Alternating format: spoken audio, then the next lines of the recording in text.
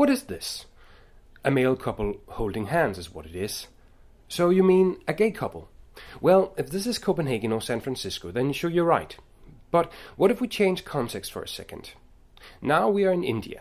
This time, this gesture might just mean that the two guys are friends or close family, and even business partners. The last bit is interesting. If you are coming from a part of the world to the western part, where holding hands like this would mean a little more than close friends, this has been the experience of several business people from, for instance, Western world. They're about to walk and talk with their Indian business partner, and suddenly they feel him searching for their hand. I don't feel comfortable about this, the Westerner thinks. I mean, I like the guy, but not that much. Our gut feeling would be maybe to reject the hand and the whole situation. It's a strong emotional reaction that has to do with the way our brain works. Controlling this gut feeling is the job of the reptilian part of our brain.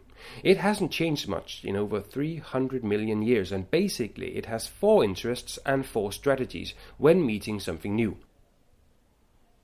We call it the 4 Fs, that is, feeding, fighting it, fleeing it, or, well, making love to it. Right now it's certainly not the last strategy our Western friend would choose. Actually, that's what he fears. The reason the brain does this is because the reptilian brain resides in another primitive yet evolutionary newer brain, our Stone Age brain. We call it the neocortex, the kind of brains we've had for a couple of million years.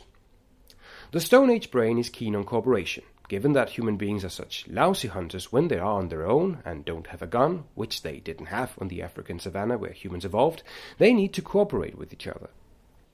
That means predicting behavior has high priority, and unpredictable behavior is not welcomed with a tolerant mindset, thrilled with the wonders of the diversity of human life.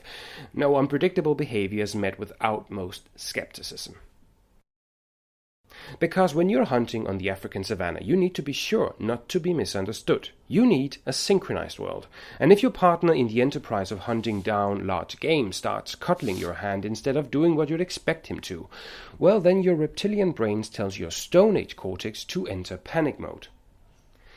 Getting back to our case, our Western business partner's Stone Age brain tells him to be on the lookout in India when he suddenly receives a nice warm hand from his business partner. In his Paleolithic past, you couldn't be too careful about someone who didn't follow the rules. God knows what else this hunting buddy could mess up in a potentially life-threatening hunt. A hunt that depends on precise and well-coordinated communication. This is why our Western friend might do the culturally unintelligent thing and reject the hand, because 30 to 40 years of living in a truly global world has little weight in the context of millions of years of brain evolution in small hunter-gatherer groups. But we have to change this, not the feelings. The feelings are what they are. They are old and primitive, and they don't take no for an answer. What we need to deal with as global citizens is how we react to these feelings.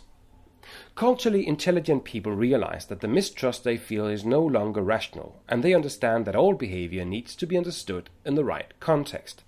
Exactly because you're not in Copenhagen or San Francisco, you can take the hand because it doesn't mean the same here.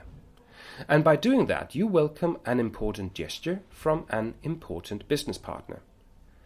Cultural intelligence is about acting smart in the right context.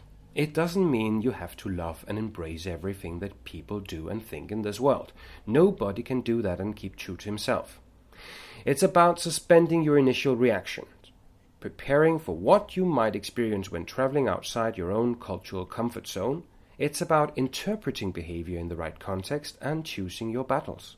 It's difficult, because you have to fight millions of years of hardwired resistance to difference and strangeness. But with the right training, everyone can become culturally intelligent, challenge their inner Stone Age brain, and reach their global goals.